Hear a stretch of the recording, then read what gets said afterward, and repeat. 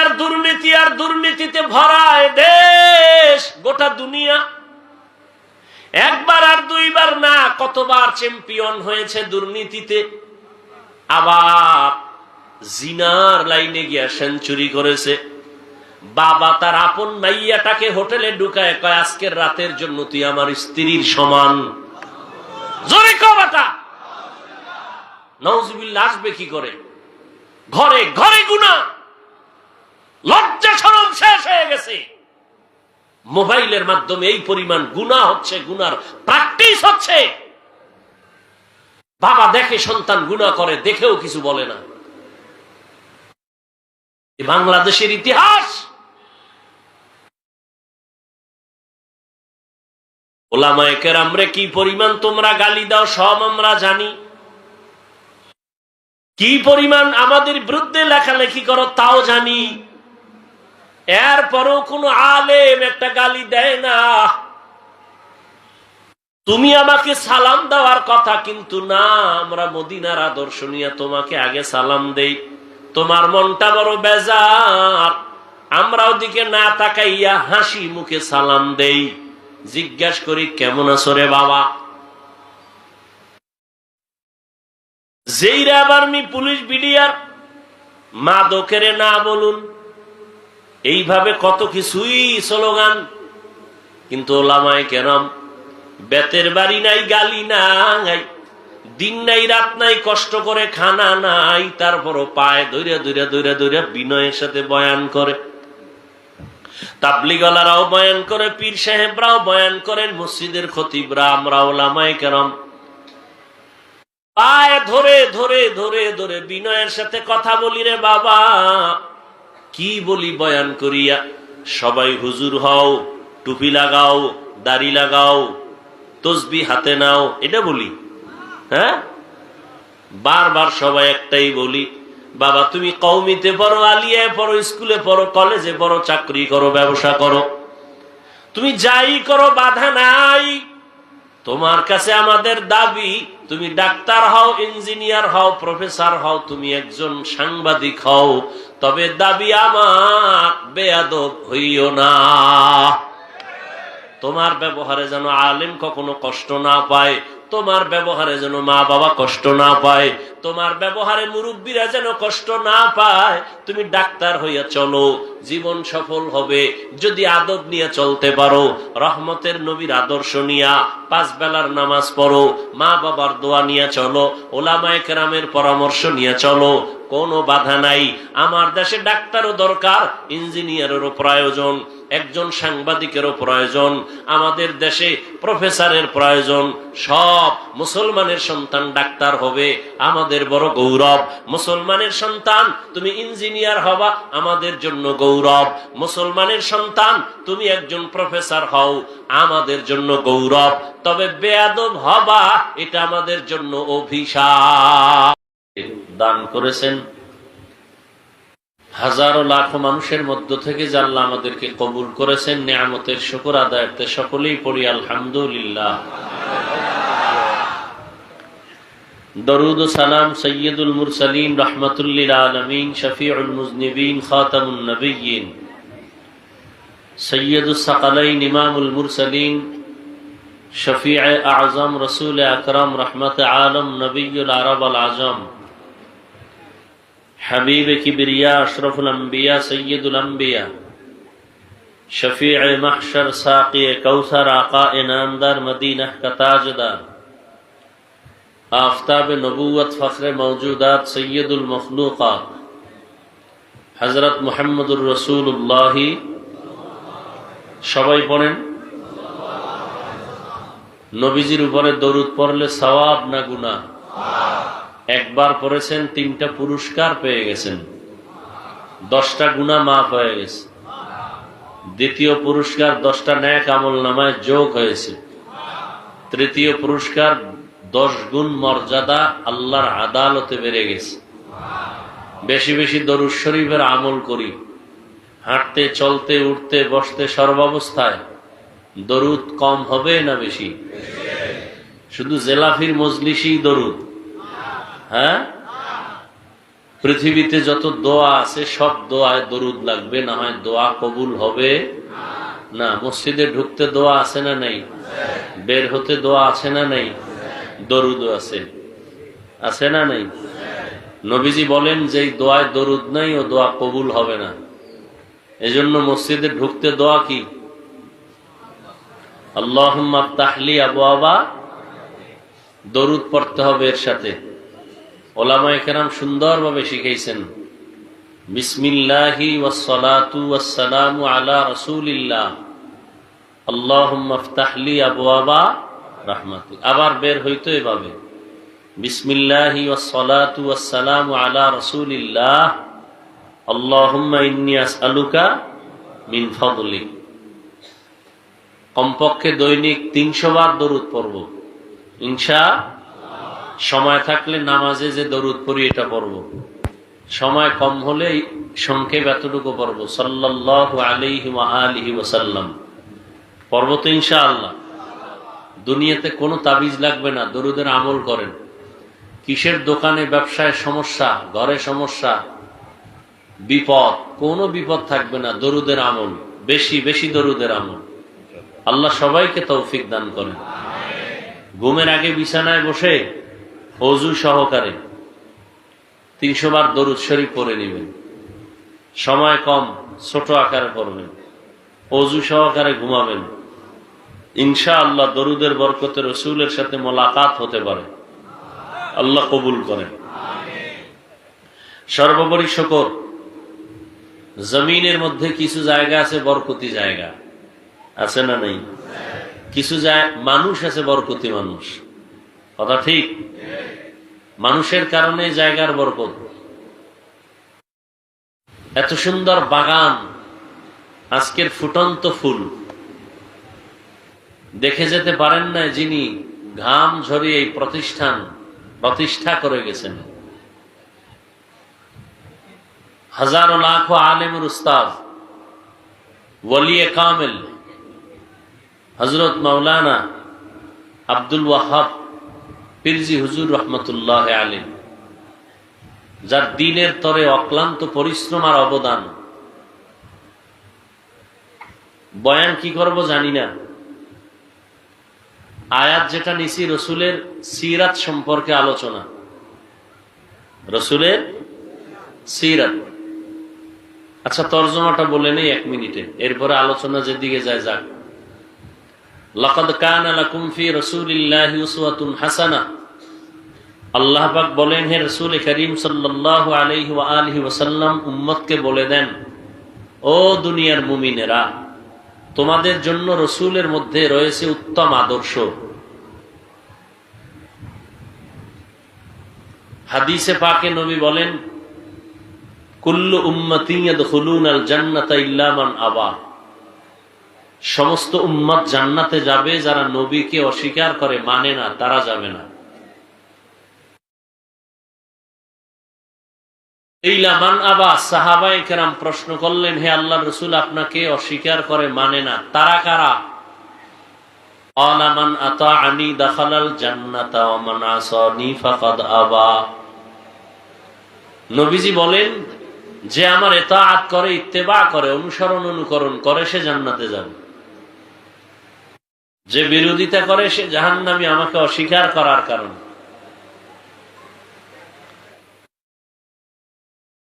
এই জমিনের মধ্যে কিয়ামতের আগ মুহূর্ত পর্যন্ত আর 1 সেকেন্ডের জন্য নবীজি আসবেন না। আসবেন? জবাব দিয়েন, বুঝার চেষ্টা করবেন। নবীজি আসবেন? মাঝে মাঝে রামপুর, হ্যাঁ, বিভিন্ন মাজারে নবী আসেন, বাইতুল মুকাররমে আসেন, রবিউল আউয়ালে হইলেও তো একবার আসবেন। আসবেন? নবীজি বলেন কিয়ামত পর্যন্ত। কতদিন? মদিনাতুল মুনাওয়ারা রওজা মুবারকে আমি মুহাম্মদ জিন্দা অবস্থায় নামাজের হালাতে আল্লাহর মারিফতের মজা নিতে থাকব। নবীজি কোথায় থাকবেন? রওজা মুবারকের উপরে না ভেতরে? বলেন কতদিন? মরা না জিন্দা? জিন্দা। মাঝে মাঝে বাংলাদেশে আসবেন? হ্যাঁ, তাহলে এটা ফাইনাল, নবী আর আসবেন না। নবীজির ছাত্র সাহাবায়ে কেরাম আসবেন। কালেমার দাওয়াত নিয়ে আর কোনদিন আবু বকর, ওমর, ওসমান, আলী সহ কোন সাহাবায়ে কেরাম আসবেন না রাদিয়াল্লাহু আনহুম আজমাইন। কোন ইমামও আসবেন? ইমাম আবু হানিফা, ইমাম আহমদ বিন হাম্বল, ইমাম শাফিঈ, ইমাম মালিক রাহিমাহুমুল্লাহ আসবেন? ইমাম বুখারী, ইমাম মুসলিম, ইমাম তিরমিজি সহ কোন ইমাম আসবেন? মুজাদ্দিদ আলফে সানি আসবেন? বড় পীর আব্দুল কাদের জিলানী আসবেন? খাজা মুঈনুদ্দিন চিশতি আজমিরি আসবেন? কিয়ামত পর্যন্ত আর আসবেন? আমরা জান্নাতে যাব। কোথায় যাব? সবাই না? এখন একটু চিন্তা করে নেবেন, কারণ আওয়ামী লীগ গেছে, কোন দল আসে একটু ভাই বলুন নাকি? জান্নাতে সবাই যেতে চান তো? এটা বলতে এত টেনশন? যাবেন জান্নাতে? এটা ফাইনাল। যত আকাম করি জান্নাতে যাব। যত আকাম কুকাম করে সবার শেষ ফল নিয়ত কি? জান্নাতে যাবে না? জান্নাতে যাব। এখন জান্নাতের পথ কই এটা আমরা চিনি না। পথ, জান্নাতের পথ একটা। কয়টা? সিরাতাল মুস্তাকিম। কিন্তু বাংলাদেশে এখন জান্নাতের পথ খুঁজতে গিয়ে অনেক পথ বের হয়ে গেছে ধর্মীয় লাইনে। হুজুরদের মধ্যেও পথের অভাব নেই, আছে না নাই? কেউ বলে মাজারে সেজদা দাও, এটাই সঠিক পথ, আছে না নাই? কেউ বলে পীরের কদমে সিজদা দাও, এটাই সঠিক পথ, আছে না নাই? কেউ বলে ঢোল বাজাও, মদ পান করো, এটাও সঠিক পথ, নাই? সঠিক পথ কোথায় পাবো? এর সংক্ষেপ জবাব, জান্নাত পাওয়ার সঠিক পথের ঠিকানা আছে কোরআন হাদিসে। বলেন কোথায়? জান্নাত পাওয়ার সঠিক ঠিকানা কোরআন। কিন্তু কপাল খারাপ, কোরআন হাদিসের আরবি আপনিও পারেন না, আপনার আব্বাও পারেন। কি আরবি কোরআন পড়তে পারেন? কোরআনের আরবি বুঝেন? বুঝেন না। হাদিসও? আর ভাই জবাব দেন না কেন? আরবি কোরআন বুঝেন না, হাদিসও বুঝেন না, দুই একটা বাংলা বুঝেন, তাই তো? কিন্তু সঠিক জান্নাতের পথ আছে কোরআন হাদিসে। কোরআন হাদিস কি আরবি না? মূল আরবি। আরবি তো বুঝেন না। এখন কি করা? নবীও আসবেন না বুঝাইতে, সাহাবায়ে কেরামও আসবেন না, জান্নাতও যাব, কোরআন হাদিসের পথও আমাদের নিতে হবে। উপায় কি? পড়তেও পারি না। স্থায়ী ফাইনাল সমাধান হলো জান্নাত পাওয়ার পথ আর ঠিকানা নেওয়ার একমাত্র স্থায়ী ঠিকানা কোরআন সুন্নাহর আলোকে উলামায়ে আহলে হকের পরামর্শ, তাদের সংস্রব, তাদের সোহবত। উলামায়ে কেরামের সম্পর্ক ছাড়া, পরামর্শ ছাড়া কোরআন সুন্নাহর আলোকে জান্নাতের পথ আর কোথাও পাওয়া যাবে না। কিন্তু এই উলামায়ে কেরামরে বানাইছেন আপনারা মাথার বোঝা। মাথা দোষ না থাকলেও হুজুর গো দোষ। কি? হুজুর যদি একটু গরম বয়ান করে, কয় গরম বয়ান ইমান বেশি গরম হবে না। ঠান্ডা মাথায় বয়ান করলে কয় হুজুরের ইমান দুর্বল। কি? মানে সব ঘুরে ফিরে হুজুরদের দোষ, সবাই হুজুরদেরকে দোষ দেয়। কিন্তু এই কথাটা আজীবন আপনাদের মনে রাখা দরকার, লিখে রাখা দরকার, ভালো করে মনে রাখবেন। বিশেষ করে যুবকদেরকে বলছি, এই দুনিয়ায় বহু বন্ধু পাইছেন, অনেক বান্ধবী পেয়েছেন। কথাটাকে মজবুত করার জন্য আমি কসম করে বলছি, ওয়াল্লাহি বিল্লাহি তাল্লাহি, আল্লাহর কসম 3 বার করে কথাটাকে মজবুত করে বলতেছি। পারলে লিখে রাখবেন, পেস্টন করে টানায় দিবেন, রং কিনে তুলি দিয়া আর্ট করে দিবেন। যুবকরা কান ভালো করে সজাগ করে শুনো, কিয়ামত পর্যন্ত এই জমিনে তোমাদের যত বন্ধু পেয়েছো সব ধান্দাবাজ, সব স্বার্থপর। একমাত্র নিরেট নির্ভেজাল নিঃস্বার্থ বন্ধু উলামায়ে আহলে হক। তোমার জীবনে যত কল্যাণ উলামায়ে কেরামের অবদান। উলামায়ে কেরাম এই দেশকে যা দিয়েছে, জাতিকে যা দিয়েছে, পৃথিবীর কোন নেতা কোন নেত্রী দিতে পারে নাই। শুধু চাপাবাজি করেছে আর কিচ্ছু করে নাই। আর যা করেছে, দিয়েছে 5 টাকা, মাস্তানি করেছে 5000 টাকা। একমাত্র নিঃস্বার্থ বন্ধু এই জমিনে তোমার উলামায়ে আহলে হক, আর কেউ না। তোমার নেতা স্বার্থপর, স্বার্থে আঘাত লাগছে, দল থেকে নাম কাটে নাই, কল্লা কেটে দিয়েছে। এটা মিথ্যা কথা? দুনিয়ার সব তোমার নেতা বন্ধু স্বার্থপর, ধান্দাবাজ। একমাত্র নিঃস্বার্থ পিওর বন্ধু তোমার এ জীবনে উলামায়ে কেরাম। তুমি মানো আর না মানো, তোমার কপাল খারাপ হলে তুমি মানবা না, এটা তোমার কপাল খারাপ। আর যার কপাল খারাপ, কথাগুলি লিখে রাখলে ভালো হবে, মোবাইলে নয়। যার কপাল খারাপ, আমি বলছি একজন আর কপাল খারাপ, কিন্তু নমুনা আছে ওরটা খারাপ। কারটা খারাপ? তার প্রথম পরিচয় নমুনা আলেমের বিরোধিতা করা, এটা প্রথম নমুনা ওর কপাল খারাপ। আলেমের বিরোধিতা করা, ইমাম সাহেবের সাথে গাদ্দারি করা, কপাল খারাপ। আলেমকে ধমক দিয়ে কথা বলা, নিছক কপাল খারাপ। ওর পতন মরার আগে হবে, মরবে না তাড়াতাড়ি। ওর পতন হবে, পাও ভাঙবে, হাত ভাঙবে, ঘরে আগুন লাগবে, দোকানে ডাকাতি হবে, আস্তে আস্তে কষ্ট পেয়ে পেয়ে মরবে, তাড়াতাড়ি মরবে না। এর কপাল খারাপ, লিখে রাখো।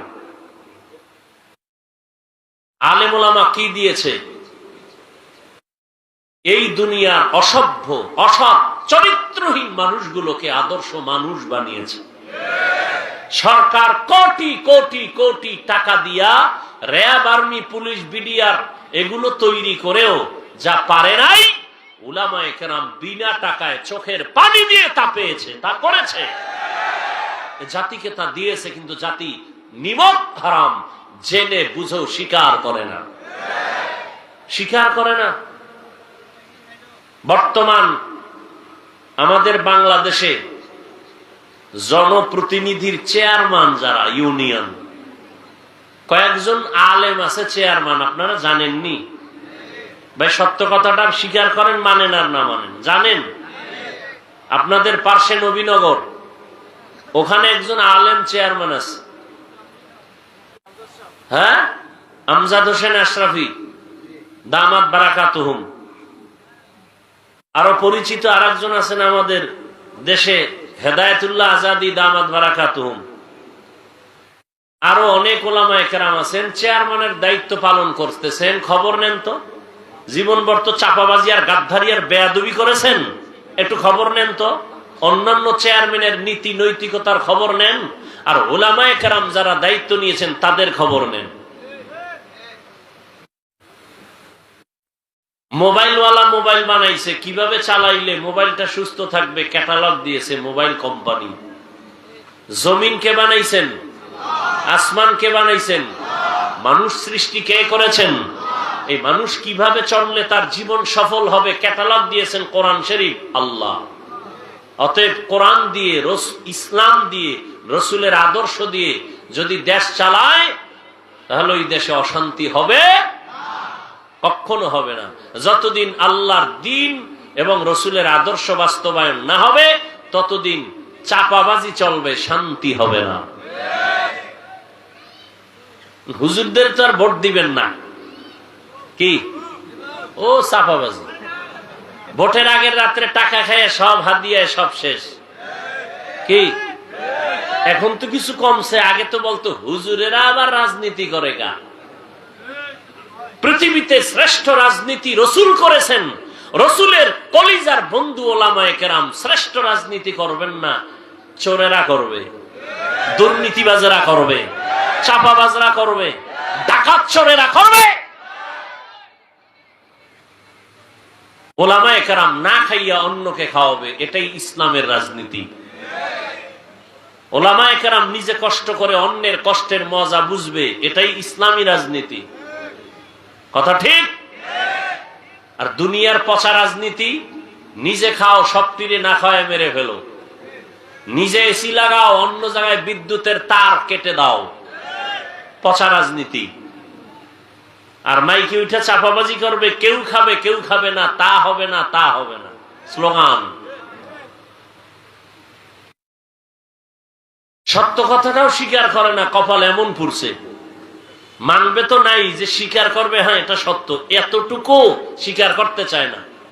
কারণ যদি হুজুরদেরটা স্বীকার করে তো হুজুরদের কাছে ছোট হয়ে যায়। তো এটা কেমনে? আমার এক 5 তলা বিল্ডিং, হুজুর থাকে টিনের ঘরে, আমি হুজুরের কাছে ছোট হই কেমনে? আল্লাহ হেদায়েত দান করুন। তো রাজনীতি করে ফেললাম না? মদিনার রসুল যে রাজনীতি করেছেন সে রাজনীতি করব, পচা রাজনীতি চলবে না, পচা রাজনীতি চলবে না, মদিনার রাজনীতি চলবে, ইসলামী রাজনীতি চলবে। আল্লাহর রসুল রাষ্ট্র পরিচালনা করছেন না করেন নাই? আবু বকর সিদ্দিক রাদিয়াল্লাহু তাআলা আনহু রাষ্ট্র পরিচালনা করছেন না করেন নাই? ওমরে ফারুক রাদিয়াল্লাহু তাআলা আনহু রাষ্ট্র পরিচালনা করছেন না করেন নাই? বলেন, সত্য কথা বলেন, এটি ইসলামে নাই? ইউসুফ আলাইহিস সালাম অর্থমন্ত্রীর দায়িত্বে ছিলেন, সুলাইমান নবী গোটা দুনিয়া চালাইছেন, কোনো অশান্তি ছিল না। ইতিহাস আমরা ভুলে যাচ্ছি। ওই যে চিন্তা করে হুজুর কথা তো ঠিক, কিন্তু আমগো লাইনে আনলে তো আমগো গাঞ্জা খাওয়া চলবে না, আমগো দাড়ি কাটা চলবে না, আপনাদেরকে লাইনে উঠাই দিলে তো আর আমরা বেপরদায় সারা রাত চ্যাটিং করতে পারবো না, পার্কে ঘুরতে পারবো না। অতএব হুজুর আপনারা আপনাদের কথা বলে যান, আমরা সারা রাত আকাম করে হঠাৎ করে ঠাডা পড়বে আর মরে যাবে, এটাই ভালো। গাড়ির চাকার তলে পড়ে মরে যাবে, এটাই ভালো। হুন্ডা অ্যাক্সিডেন্ট হয়ে মরে যাব, এটাই ভালো। তারপরে আপনাদেরকে আমরা সঠিক লাইনে নিতে চাই না, এমনি তাবিজ টাবিজ দিবেন, দোয়া করবেন, খালাস, এতটুকুই যথেষ্ট। আল্লাহ হেদায়েত দান করুন। আমি আমার হেদায়েত চাই, আপনি আপনারটা চান। যদি আপনি হেদায়েতের প্রয়োজন মনে করেন, কারণ এখন দোয়া করলেও বিপদ, সালাম বেশি দিলে কয় মনে হয় বিপদে আছে, নাইলে এতবার সালাম দেয় কেন? আছে না নেই? হায় হায় হায়, আল্লাহ আমাদের হেদায়েত দান করুন। পৃথিবীতে অশান্তির বেড়াজাল, শান্তির বার্তা নিয়ে আল্লাহ যুগে যুগে নবী রসুল পাঠাইছেন। আমার রসুলের মধ্যে আছে উম্মতের উত্তম আদর্শ, যেটা গ্রহণ করলেই মৃত্যুর আগে জান্নাত দেখে কবরে যাবে। সুবহানাল্লাহ, আরো আসতে বলেন। সুবহানাল্লাহ আসবে কিভাবে? ফজর পড়ে নাই, জহুর পড়ে নাই, আসর পড়ে নাই, মাগরিব পড়ে নাই, এশা পড়ে নাই, পড়ছে? এরকম লোক নাই এখানে? এই নামাজের টাইম ওখানে বিড়ি টাইম নাই বইছে নাই? সারা রাত মোবাইলে আকাম করতে করতে চেহারার মধ্যে দাগ পড়ে গেছে, ওর চেহারার দিয়ে তাকাইলে কোনো মায়া লাগে না। সারা রাত কবিরা গুনাহ করছে, ওর কালো ছাপ চেহারায় পড়ে গেছে। হাসিস না এই যুবক, আমি হাসির কথা বলি না, যা বলছি লজ্জা থাকলে কান্না করা দরকার। ১৫০০ বছর আগে রসুল বলে গেছেন, লা ঈমানা লিমান লা হায়া আলা, যাদের লজ্জা নাই ওদের ঈমান নাই। যার লজ্জা নাই ও ল্যাংটা হলে কয় 50% ইজ্জত এখনো বাকি। বেহায়া বেলাজা, তোর চেহারার মধ্যে বরকত নাই, তোর চেহারার দিকে তাকাইলে মায়া লাগে না। কত কষ্টের কথা। মাত্র তোর বয়স 25, 27, 30, এর মধ্যে তোর চেহারা থাকবে উজ্জ্বল, অথচ চেহারায় কোনো আলো নাই, উজ্জ্বলতা নাই, তাকাইলে মায়া লাগে না, চোখের পানি ফেলে গলায় ফাঁসি দেওয়ার কথা, বুক ফেটে যায়। কি অপরাধগুলো সারা রাতেই মোবাইল দিয়ে করেছো কেউ জানে না, আল্লাহ জানেননি।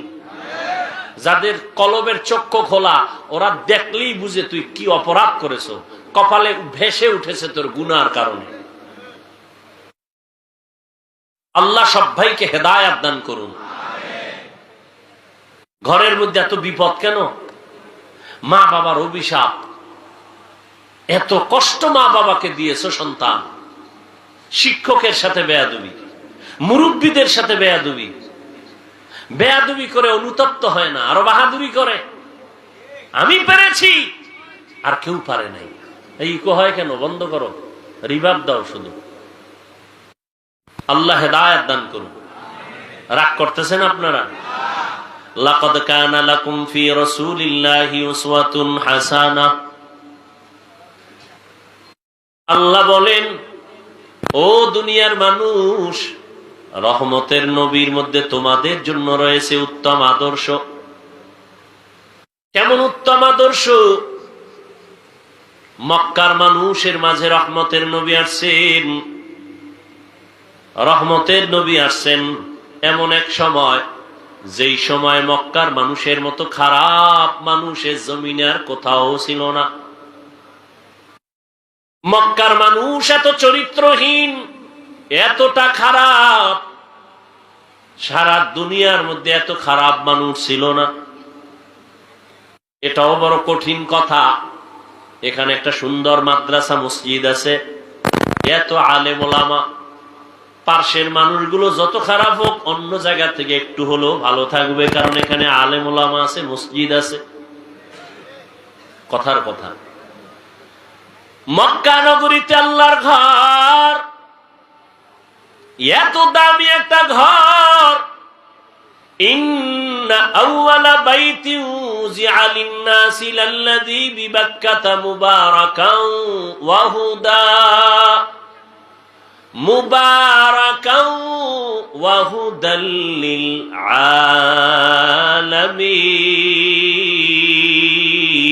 আলামিন। আল্লাহ জমিনটা বানায় একটা প্রথম ঘর বানাইলেন, হেদায়েতের ঘর বাক্কা নগরীতে। এই পৃথিবী নামক গ্রহ বানায় আল্লাহ প্রথম একটা ঘর বানাইলেন, বসবাসের না ইবাদতের। বসবাসের ঘর আল্লাহ বানান নাই, ইবাদতের ঘর আল্লাহ বানাইছেন, হেদায়েতের ঘর। বসবাসের ঘর কেন আল্লাহ বানাইলেন না? কারণ এই জমিনের চিফ গেস্ট, এই জমিনের শ্রেষ্ঠ মেহমান হবে আদম সন্তান। আর এই মানুষগুলো আল্লাহ পাক বসবাসের জন্য দুনিয়ায় পাঠাবেন না।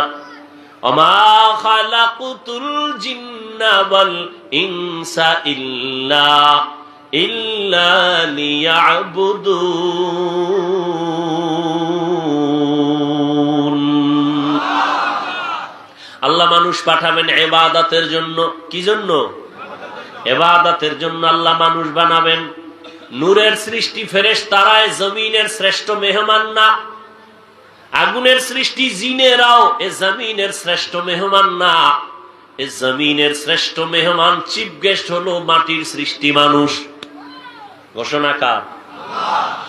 ওয়ালাকাদ কাররামনা বানি আদম ওয়া হামালনাহুম ফিল বাররি ওয়াল বাহরি ওয়া রাযাকনাহুম মিনাত তাইয়্যিবাত ওয়া ফাদ্দালনাহুম আলা কাসীরিন মিম্মান খালাকনা তাফদীলা। বনি আদম শ্রেষ্ঠ, নূরের সৃষ্টি ফেরেশতারাও শ্রেষ্ঠ না, আগুনের সৃষ্টি জিনেরাও শ্রেষ্ঠ না।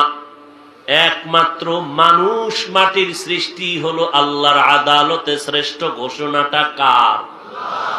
স্থায়ী না অস্থায়ী? বলেন বলেন। আল্লাহর এই স্থায়ী সিদ্ধান্ত মানে না কে? ছাইরে দুন, ঠাস করে ছাইরে দুন। আফসুস করলো আর খুঁজে পাবেন না। নূরের সৃষ্টি ফেরেশতারা শ্রেষ্ঠ? জবাব দেন। আগুনের সৃষ্টি জিনেরা শ্রেষ্ঠ? কারা? ঘোষণা কার? আল্লাহর এই সিদ্ধান্ত স্থায়ী না অস্থায়ী? বলেন এই সিদ্ধান্তটাকে, মানুষ সৃষ্টি এই সিদ্ধান্তটাকে মানে নাই কে? কে মানে নাই? ইবলিস মানে নাই। অতএব বর্তমান দুনিয়াতে যারা মাটির সৃষ্টি মানুষকে শ্রেষ্ঠ মানতে চায় না, নূরের সৃষ্টিকে শ্রেষ্ঠ বলতে চায়, তারাও ইবলিসের মহব্বতের অন্তর্ভুক্ত। ভাইরা আমার, ভালো করে বুঝেন, এ জমিনের মেহমান জিন না ফেরেশতা না, কারা? জোরে বলেন। বুঝেন, ভালো করে বুঝেন। প্রধান মেহমান যখন আসবেন, এই মেহমানের জন্য এই প্যান্ডেল, এই মাইক, ঠিক নেই ভাই? সত্য কথাটা মানেন আর না মানেন, স্বীকার করেন না, ঠিক নেই? আবার মাইকটা নাইছে না, মাইক আবার টেস্ট করার জন্য আরো কিছু লোক কথা বলছে না, বলে নাই? বলছে প্রধান মেহমান আসবেন, এই স্টেজটা কেমন, চেয়ারে বও, প্যান্ডেল তৈরি করো, বাতি লাগাও, মানুষ জমিনে আসবে শ্রেষ্ঠ মেহমান, জমিনটা বানাইলাম, ঘর বানাইলাম, এইবার জিনেরা যা একটু জমিনটারে টেস্ট কর, আমার প্রধান মেহমান যারা আসবেন তাদের জন্য আগাম কিছু একটু টেস্ট করে দেখো জমিনটা কেমন। এরপরে ফেরেশতারা, এরপরে আল্লাহ পাক ফেরেশতাদের পাঠাইলেন, তাদেরকেও সরাইয়া জমিনটারে মোটামুটি লাইনে আনার পর আল্লাহ পাক সেটিং দিয়া এরপরে মানুষ আল্লাহ জমিনের মধ্যে পাঠাইছেন। কিন্তু মানুষ যে ইবাদতের জন্য আসবে, বসবাসের জন্য আসবে না, ঘুমানোর জন্য না, আল্লাহ ইশারা দিয়া ইবাদতের ঘরটা জমিন শুরু করে আগে ঘরটা বানাইছেন বাইতুল্লাহ। ওই ঘর বানায় বলে দিলেন দুনিয়াতে মানুষ আসবে ইবাদতের জন্য, বসবাসের জন্য না। তাহলে মানুষ বসবাস করবে কই? আল্লাহ কয়, হাবিব উম্মতেরে জানায় দেন, দুনিয়াতে মানুষ করবে ইবাদত, আর বসবাসের জন্য আমি আল্লাহ বানায় রাখছি শান্তির ঠিকানা জান্নাত। আতিনা ফি দারে দুনিয়া না হাসান, আতিনা ফি দারে উকবা না হাসান, ইয়া গিয়াসাল মুস্তাগীসিন দিনা লফতিখারা বিল উলুমে ওয়াল গিনা, হর গোড়ি দে নেকো তু তৈয়ার হ্যায়, जो न मांगे उससे तू बेजार है। বাদশাহ হারুন রশিদের নাম শুনছেন নি? বাদশাহ হারুন রশিদ উজিরে আজমরে নিয়ে কোথাও যাইতেছে, হঠাৎ রাস্তার পাশে দেখে এক বুড়া মানুষ গাছ লাগায়, ফলের গাছ। কি গাছ? ফলের গাছের চারা লাগায়। বাদশাহ হারুন রশিদ দাঁড়াইছে, দাঁড়ায়, এই বুড়া তুমি কি করো? আমি গাছ লাগাই, কি হবে? ফল হবে, তুমি খাইতে পারবা? এটা কেমনে? আমার বয়স তো শেষ। তো তুমি রোদ্রে পড়ে কষ্ট করে গাছ লাগাও কেন? এটাই তো নিয়ম, আমার দাদায় লাগাইছে, আমি খাইছি, আমি আবার গাছ লাগায় যাব, আমার পরবর্তী প্রজন্ম যারা আসবে, আমার সন্তান নাতিরা খাবে। উত্তর সঠিক নেবে ঠিক? খুশি হইয়া বাদশাহ হারুন রশিদ 1000 টাকা কয় পুরস্কার দিলাম রে বুড়া। বুড়ায় ডাক দিয়ে কয়, দুনিয়ার মানুষ গাছ লাগায়, লাগানোর 1 বছর পরে ফল পায়, আর আমি লাগানো মাত্রই ফল হাতে পাইলাম। কয় হাজার? বুড়ার কথাটায় খুশি নেবে যান। বাদশাহ হারুন রশিদ আরো 1000 টাকা দিছে, বুড়ে আর একটা চিৎকার দিয়া কয়, দুনিয়ার মানুষ গাছ লাগায় ফল পায় বছরে 1 বার, আমি নগদ পাইলাম 2 বার। বুড়ায় যেই তাল শুরু করছে, উজিরে কয়, বাদশাহ তোমার ফকির বানাইবে, ভাগো এখান থেকে, তাড়াতাড়ি চলো। এরে নবীর আশেক, আজকে কথা বলতেছি চিল্লাইয়া, এই পরিবেশটা তৈরির পেছনে তুমি যতই চালাকি করো না কেন, এর পেছনে একমাত্র অবদান উলামায়ে কেরামের। এই ময়দানে বয়ান করার পেছনে ইতিহাস, কত ঝড়, কত তুফান, কত সিডর, কত আঘাত, কত প্রতিঘাত, কত গালি, কত কষ্ট পোহাইছেন পীরজি হুজুর রহমাতুল্লাহ আলাইহি। এরপরে এই ফল আমরা পাইলাম, ঠিক নি? ইতিহাস পড়েন, কত কষ্ট। এই জমিনের মধ্যে আল্লাহর নাম নিবেন, কোরআনের তেলাওয়াত করবেন, কত বাজে কথা, কত আওয়াজ, মাদ্রাসা হতে দিবে না, মসজিদ হতে দিবে না, কত বাধার উপরে এত পেরেশানি, এত কষ্ট করে জীবনটা দিয়ে গেছেন। কষ্টের পরেই মিষ্টি, আমরা তার মোহাব্বতের এই ফল আমরা ভক্ষণ করতেছি। ও দয়ার মালিক, এই দ্বীনের পরিবেশ যে পাইলাম, এর সব সওয়াব নবীজির মোহাব্বতে পীরজি হুজুর রহমাতুল্লাহ আলাইহি সহ সমস্ত আকাবিরিনদের কবরে পৌঁছাইয়া জান্নাতে মাকাম উঁচু বানায়া দেয়। ভাইরা আমার, আরে ভাই একজনেরটা খাইতেছি, দোয়া করতে সমস্যা? ওলামায়ে কেরামের অবদান ভুলে যদি কেউ যায় সে গাদ্দার। এর যুবক, মহামারী করোনায় দেখো নাই, স্কুল বন্ধ, কলেজ বন্ধ, চাকরি বন্ধ, ব্যবসা বন্ধ, ফ্যাক্টরি বন্ধ, ট্রেন বন্ধ, গাড়ি বন্ধ, দোকান বন্ধ, সব বন্ধ। আল্লাহর শুকর আদায় করিস রে যুবক। এই জমিনে তাকায় দেখছনি, করোনায় একটা কোরআনের মাদ্রাসাও বন্ধ হয় নাই। দুইটা শিক্ষিত কুলাঙ্গার সন্তান, বাবায় করোনায় মারা গেছে। এলাকার গরিবের ধইরা কয় টাকা দিলাম, লাশটা রাস্তায় ফেলে দে। লাশটা টাইনে রাস্তায় ফেলে দিছে। কুলাঙ্গারেরা দরজা লাগায় ঘুমাইছে, জানালা দিয়ে দেখলো না বাবার লাশটা কুত্তায় খাইলো না জানাজা হলো। এই ইতিহাস ভুলে যায় না রে যুবক বাবারা, ভালো করে মনে রাখবা। এই করোনায় শত শত শত করোনার লাশ আমার দেশের টুপিওয়ালারা, আলেমরা কাঁধের মধ্যে নিলেন, জানাজা পড়ালেন, গোসল করাইলেন, কাফন করাইলেন, দাফন করাইছেন। শত শত লাশ, একজন হুজুরেও করোনায় মরে না।